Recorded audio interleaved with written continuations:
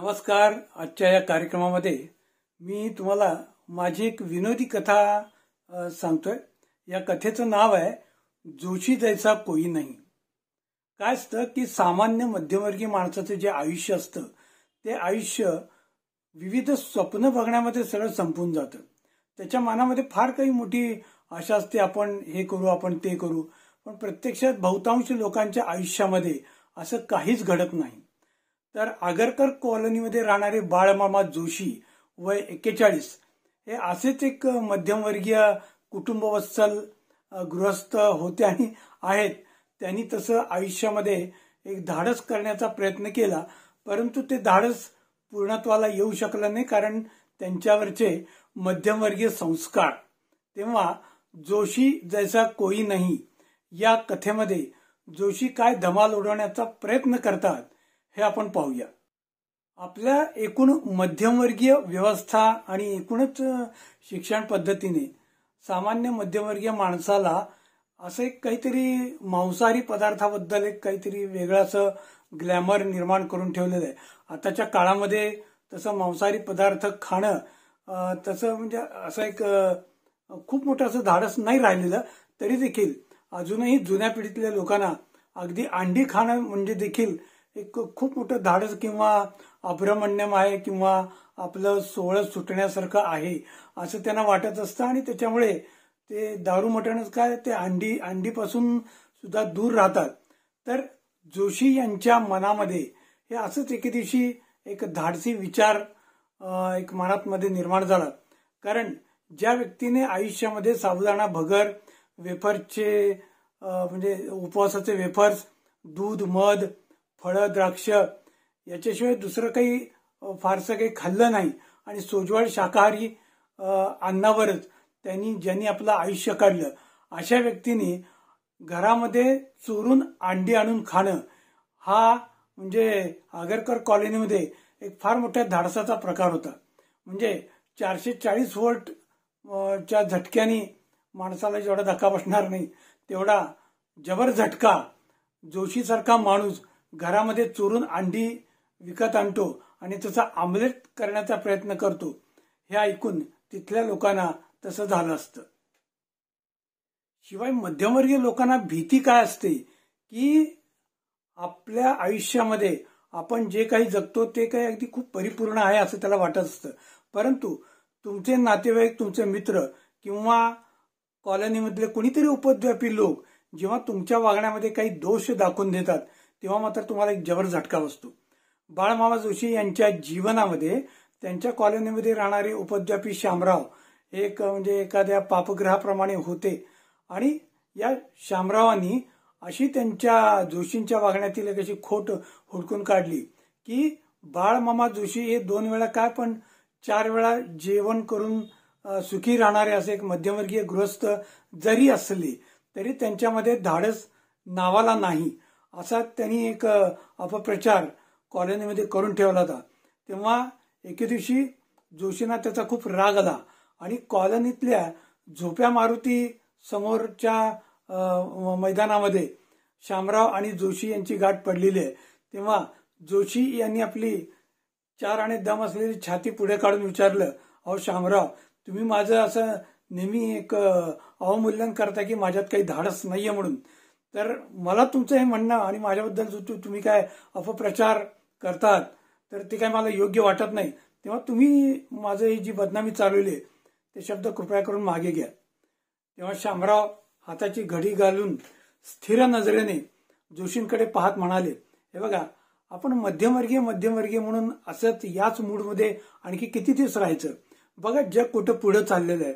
आता मोबाईल काय 5G internet आलेलं आहे आणि इंटरनेटवर OTT आलेलं आहे, अनेक चित्रपट आलेले आहेत, लोक नाही जाणे काय काय करतायत, यूट्यूबर्स आहेत आणि शिवाय फेसबुकवर, नेटवर, व्हॉट्सअपवर तुम्ही काय काय लोक पराक्रम करतायत हे सगळं आम्ही बघतोय. जग खूप असं म्हणजे पैशामध्ये सगळं वाहून निघत आहे आणि तुम्ही मात्र आपल्या जुन्या संस्कारांना असं म्हणजे चिकटून बसलेला आहात. तेव्हा कॉलनीमध्ये सध्याच्या परिस्थितीमध्ये पुढे जाण्यासाठी, नव्या जमान्याला तोंड देण्यासाठी तुमच्यामध्ये म्हणजे तुमच्या सगळ्या मध्यमवर्गीय माणसामध्ये कुठलंच धाडस नाही असं मी जरा मुद्दाम डिवचून बोलत असतो, कारण त्यातून माणसाने पुढे जायला त्याला काहीतरी प्रेरणा मिळावी. त्याच्यामुळे मला असं वाटतं जोशी की तुम्ही तुमच्या आयुष्यामध्ये काहीतरी धाडस केलंच पाहिजे. श्यामरावांचा हा आपल्याबद्दलचा आग्रह पाहून जोशी यांनी विचारलं की तुम्हाला एक्झॅक्ट म्हणायचं तरी काय? मला काय म्हणायचं एक्झॅक्ट हे मी तुम्हाला सांगितलेलंच आहे, परंतु तुम्हाला पुन्हा एकदा मी सांगतो की असं मध्यमवर्गीय शेळपाटासारखं जीवन जगू नका. काहीतरी आयुष्यामध्ये असं थ्रिलिंग वाटेल असं जगा, कारण सध्याच्या जमान्यामध्ये फार गरज आहे. आणि तुम्ही जर असे शेळपाटासारखे जर राहिलात तर तुम्हाला कुणीही लोक फसवतील, आणि तुम्हालाच नाही तर तुमच्या बायका पोरांना देखील फसवतील. असा माझा इतक्या वर्षाचा अनुभव आहे. तेव्हा तुम्ही काहीतरी तुमच्या आयुष्यामध्ये धाडस करावं असं मला वाटतं. असं म्हणून श्यामरावांनी उर्मटपणे जोशींना असं बाजूला ढकललं आणि ते पुढे निघून गेले. घरी आल्यावरही तोच प्रकार, कारण सौभाग्यवती जोशी यांचं देखील आपल्या नवऱ्याबद्दलचं हेच मत होतं. ती म्हणायची देखील, अहो आपल्या कॉलनीमधील शेळ्या सुद्धा जे दुपारच्या वेळी जातात त्या सुद्धा काहीतरी एकमेकाला ढुसण्या मारत जातात. निदान त्या शेळ्यांकडे बघून तरी तुम्ही आयुष्यामध्ये काहीतरी पराक्रम करा, काहीतरी एक चांगलं काम करा की जेणेकरून तुम्हाला आणि तुमच्या पितरांना असं एक वाटेल की आपली पुढची पिढी काहीतरी असं धाडस करत आहे, काहीतरी असं पराक्रम करत आहे. तेव्हा आणि मुख्य म्हणजे महिला मंडळात सांगण्यासाठी सुद्धा मला असं काहीतरी विषय पाहिजे ना. शेवटी महिला मंडळामध्ये ज्या बायका आम्ही जमतो त्या प्रत्येक बाई आपला नवरा काय काय पराक्रम करत असतो बरे वाईट ते मोठ्या खुलून सांगत असते. परंतु माझ्याकडे तुमच्याबद्दल धाडसाचं असं सांगण्यासारखं काहीच नाही. तुम्ही माझ्याशी लग्न केलं हेच मोठं धाडस आहे, परंतु त्या धाडसा व्यतिरिक्त देखील पुढे जाऊन तुम्ही काहीतरी करावं असं मला वाटतं. आणि महिला मंडळात मला जरा भाव खाण्याची संधी यावी असं तुम्ही काहीतरी धाडस करा असं मला या निमित्ताने तुम्हाला सांगावंसं वाटतं. आणि मला वाटतं इतकं सांगून तुमच्या डोक्यात काहीतरी प्रकाश पडला असेल असं वाटतं. तेव्हा तुम्ही काहीतरी करा आणि मला दाखवा आणि चार चौघात मला तुमच्याबद्दल अभिमानाने बोलण्याची काहीतरी संधी द्या. श्यामरावांनी याचं चिडवल्यावर आणि बायकोनं आगीत तेल ओतल्यानंतर जोशी यांचा पुरुषार्थ असा जागा झाला. त्यांच्या पुरुषी स्वाभिमानाला कुणीतरी जणू ठेच पोचवली असं त्यांना वाटलं. आणि ज्या घरासमोरून साधा अंडी विक्या देखील जायचं धाडस करणार नाही त्या घरामध्ये चोरून अंडा आमलेट करण्याचा निर्णय बाळमामा जोशी यांनी वयाच्या 41व्या वर्षी घेतला. आता अंडी आणायची म्हणजे ती कुठून आणायची? पण नेहमीचा किराणा मालवाला दुकानवाला जो आहे ज्याच्याकडून ते माल नेहमी घ्यायचे त्याच्याकडे जाऊन जर आपण अंडी घेतली असती तर त्याने अख्ख्या कॉलनीमध्ये बभरा केला असता. तेव्हा ही गोष्ट म्हणजे जणू काही गुप्त कट आहे अशा थाटामध्ये पार पाडण्यासाठी, म्हणजे घरामध्ये बायको नसताना चोरून अंडी आणायची आणि त्याचं आमलेट करायचं आणि त्याचं शूटिंग घेऊन बायकोला नंतर निवांत वेळी दाखवायचं आणि सांगायचं की मी किती धाडस केलेलं आहे, असं एक त्यांचं प्लॅनिंग होतं.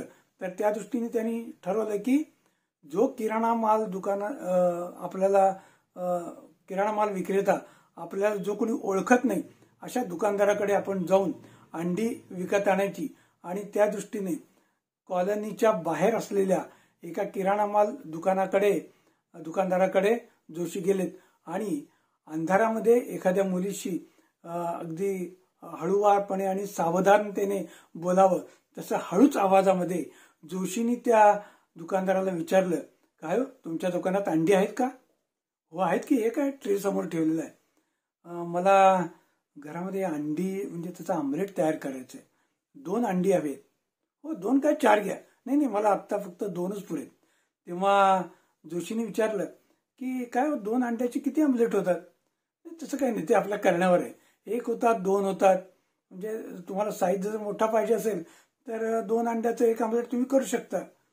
आता त्या बेरकी दुकानदाराने ओळखलं की जोशीसारखा सज्जन माणूस, सोहळ्यातला माणूस घरामध्ये अंडी आणून खाड आणि त्याचं आमलेट करणं कधी शक्य नाही. आणि अशा परिस्थितीमध्ये ते चोरून अशी आपली चौकशी करत आहेत. तेव्हा त्या दुकानदारांनी इकडं तिकडं बघत तो म्हणाला की हे बघा कुणाला सांगू नका, पण नुसते तुम्ही अंड्याचं आमलेट सुद्धा कशाला खाता? जर आपलं ओठांकडं अंगठा नेत तो म्हणाला ह्याची सोय देखील मी करू शकतो म्हटलं. हल्ली काय आहे की किराणा मालामध्ये बियर विक्रीचे जरा विषय पेपरमध्ये येत असतात, तर लोकांची गरज लक्षात ठेवून मी गोडाऊनमध्ये तो माल सुद्धा ठेवलेला आहे. तर ते दुकानदाराचं जे धाडस बघून ते जोशी टाण नाकानं उडाले. ते म्हणाले, अहो तसला मी इतका घाणेरडा माणूस नाहीये, मला ते फक्त जरा अंडी आमलेट करून घ्यायचं, जरा प्रकृतीला चांगलं असतं असं मी बऱ्याच ठिकाणी वाचलेलं आहे. तेव्हा तुम्ही मुकाट्याने आपली 2 अंडी कागदात गुंडाळून द्या. तेव्हा त्या दुकानदारांनी जोशींना 2 अंडी कागदात गुंडाळून दिली. ती कागदात गुंडाळलेली अंडी त्यांनी पिशवीत ठेवली, इकडे तिकडे बघत, कुणी आपल्याकडे बघताय का याचा कानोसा घेत, आणि ते निघाले. आणि तेवढ्यात ते त्या कॉलनीमध्ये जो काय प्रसिद्ध त्यांचा झोप्या मारुती मंदिर होतं, तिथून ते पिशवीमध्ये अंडी घेऊन चाललेले होते. तेवढ्यात त्या मंदिराचा पुजारी समोर येऊन थांबला आणि त्याने विचारलं, अहो जोशी, जरा इकडे बघा. ते ऐकून जोशी यांनी खाली मान घातलेली वर करून विचारलं आणि विचारलं की काय पाहिजे तुम्हाला? अहो तुम्ही अशी घाबरलात काय? नाही, पण तुम्ही असं एकदम अचानक समोर येऊन मला थांबवलं, त्याच्यामुळे मला असं उगीच भीती वाटलेली. तेव्हा तो मंदिराचा पुजारी म्हणाला, अहो तुम्ही असं काय करताय? काल तिकडे शनिवारचा तुम्ही मारुतीला अभिषेक केला, त्या अभिषेकाचं ते अभिषेक सगळं घेऊन जायचा राहिलेला आहे. नेहमी डबा तुम्ही घेऊन जात असता, काल मात्र तुम्ही तो डबा विसरून गेला, तर तो डबा तुम्ही घेऊन जावा, याच्यासाठी आम्ही डबा इथं आणलेला आहे, तुम्ही तो घेऊन जावा.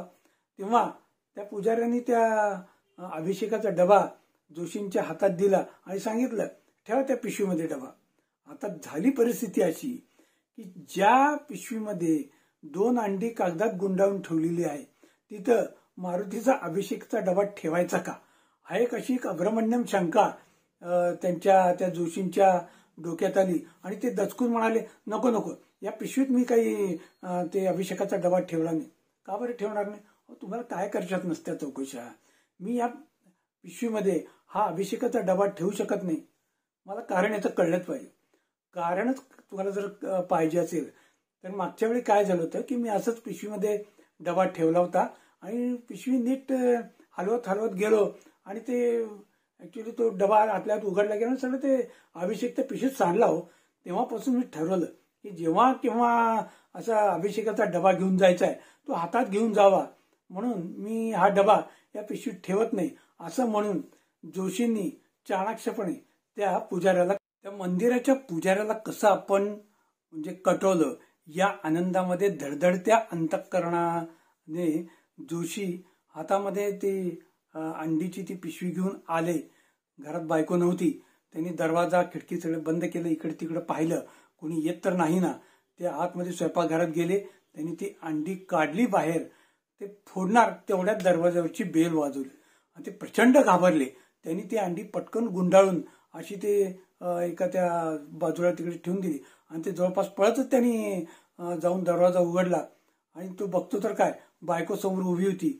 आणि तिने असं संशयी नजरेने पाहून विचारलं, काय हो, की तुम्ही हे दरवाजा बंद करून आतमध्ये काय करत होता? काय नाही, मी व्यायाम करत होतो. ते ऐकून बायको म्हणाली, हा, म्हणजे असं त्यांनी आरती ओवाळल्यासारखं असा हात ओवाळून ती म्हणाली की काय तुम्हाला कळतंय का नाही, किती खोटं बोलताय. मी तुम्हाला इतक्या वेळा सांगितलं की व्यायाम करा, योगासनं करा. माझा भाऊ तुम्हाला योगासनं शिकवायला तयार आहे, परंतु तुम्ही कधी तुम्ही माझं इतक्या वर्षात ऐकलं नाही. आणि मी घरात नसताना दरवाजा बंद करून तुम्ही व्यायाम किंवा योगासनं करतायत, हे काय मला काय खरं वाटत नाही. परंतु हा व्यायाम योगासनं तुम्ही जी करायची ती तुमची प्रकृती सुधारण्यासाठी केलं पाहिजे असं मला वाटतं, परंतु ते तुम्ही करत नाही. तेव्हा मी तुम्हाला असं सुचवते. सौभाग्यवती जोशी एक बॉम्ब टाकत म्हणाल्या, सौभाग्यवती जोशी श्रीयुत जोशींना असा बॉम्ब टाकून म्हणाल्या की तुम्ही व्यायाम करण्याचा जर कंटाळा करतच असाल तर तुम्ही जरा अंडी खायला काही हरकत नाही माझी. झालं एकदम. हे ऐकून त्या जोशींच्या डोक्यावरचं टेन्शन कुठल्या कुठे गेलं. आपण घरामध्ये चोरून अंडी आमलेट करण्याच्या तयारीत असताना बायकोनं ही जी काही जबरदस्त एंट्री मारली आणि आल्याच उलट आपल्याला अंडे खाण्यासाठी उद्युक्त केलं, हे पाहून जोशी यांच्या डोक्यावरचं एकदम टेन्शन उतरलं आणि ते टाळी वाजवून म्हणाले, समजा याच क्षणी मी घरामध्ये चोरून अंडा आमलेट करत असेल तर तेव्हा बायको म्हणाली, तुमच्यामध्ये एवढे गट्स असतील असं मला वाटत नाही, तू मला असं म्हणतीस काय, चल. असं म्हणून जोशीने आपल्या बायकोच्या हाताला धरलं आणि स्वयंपाकघरामध्ये राजगिऱ्याच्या डब्याच्या लाडूमध्ये, म्हणजे उपवासाच्या राजगिऱ्याच्या लाडूच्या डब्यामध्ये जी काही अंडी घाईघाईत ठेवलेली होती तो डबा त्यानं दाखवला. ते ऐकून ते पाहून जोशींच्या म्हणजे सौभाग्यवती जोशींना नवऱ्याचा खूप अभिमान वाटला आणि तिने पटकन खालीच मान घातली आणि ती थोडंसं तिचा घाबरलेला आणि थरथरलेला चेहरा पाहून जोशीने हनवटी वर करून विचारलं, काय मी धाडस केलं की नाही आयुष्यामध्ये अंडी खाण्याचं. तेव्हा ती बायको काही बोलायलाच तयार होईना. तर तिचा असा घाबरलेला चेहरा बघून जोशी म्हणाले, अगं काय झालं काय तुला, तू इतकी वर्ष मला काही ना काहीतरी धाडस कर म्हणून सारखं मागं लागली होती. महिला मंडळामध्ये तुला सांगायचं ना की काहीतरी माझ्या नवऱ्याने धाडस केलं म्हणून. हे काय आता हे धाडस तुझ्या समोर आहे, 2 अंडीच्या रूपामध्ये. आपल्या घरामध्ये इतकी वर्ष इतकी स्नान संध्या सोहळं पूजा अर्चा चालत होती, त्या घरामध्ये अंडी आणणं हे आपले म्हणजे आता सगळे पूर्वज माझे पेशात ठेवून पाठीमागा लागतील हे दृश्य बघून. तरी पण ते राहू दे बाजूला, पण ते सगळं मी बाजूला ठेवून हे अंडी आमलेट करण्याचा माझा प्रयत्न तू बघितला नाही का. तेव्हा बायको थरथरून म्हणाली, ते बरोबर आहे, पण मी आत्ता कुठे गेली होती तुम्हाला माहिती का, कुठे गेली होती. असं आहे बघा की तुमच्या हातून काही धाडस होणार नाही हे मला इतक्या वर्षांनी खात्री पटली होती. तेव्हा मी सुद्धा स्वतःच काहीतरी धाडस करावं आणि त्या धाडसाचं वर्णन महिला मंडळासमोर माझ्या मैत्रिणीसमोर करावं हा विचार माझ्या मनात चमकून गेला. तेव्हा जोशीने विचारलं, तुला म्हणायचं काय. तेव्हा बायको शांतपणे म्हणाली, अहो असं काय करताय तुम्ही, जर चोरून घरामध्ये अंडी आमलेट करण्याचा प्रयत्न करत आहात तर मी सुद्धा घरामध्ये काही चिकन मटण आणू शकत नाही का. हे असं कसं काय होतंय हे बघून जोशी एकदम टरकले. म्हणजे तुझा विचार तरी काय. अहो विचार कसला आलाय हे पहा पिशवीमध्ये, हे मी जाऊन ते काय दम बिर्याणी चिकन बिर्याणी काय ते आणलेलं आहे, आपण दोघं मिळून ते खाऊया. हे बघून बायकोचं आपल्या पश्चात ते धाडस बघून जोशी यांनी कपाळावर हात मारून घेतला आणि ते म्हणाले की धन्य आहे तुझी. आणि तेव्हापासून जोशींचा संसार, त्यांच्या संसाराला एक धाडसाचं वेगळंच परिमाण लाभलं.